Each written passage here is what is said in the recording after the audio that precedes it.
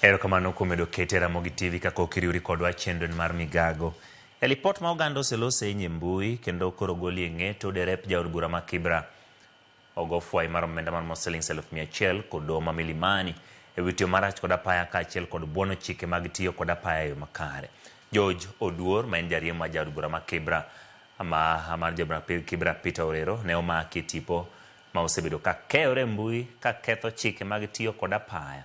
Oduor oyie ketho madonego kendo nyiso doho ni ariko ringo chopo ng'ate paunde ke majikiae kendo singo ne doho ni ok bi nuoyo ketho machal kamano.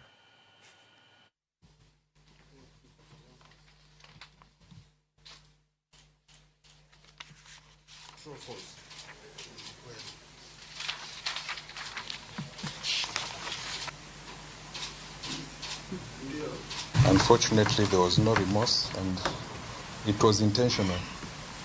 We have the belief that the said obstruction and dangerous overtaking was intentional, and we pray for the court to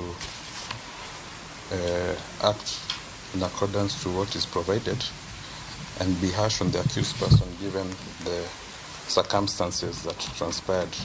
Unfortunately, this matter has gained notoriety in the country, and there will be need for the court to act decisively so as to curb from other people from behaving in such a manner.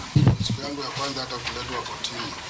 Hakuna siku nimewahi kufanya kazi kama hiyo, makosa kama hiyo. So ni yangu ya kwanza nilikuwa naomba koti nisamehe na sitawahi rudia tena.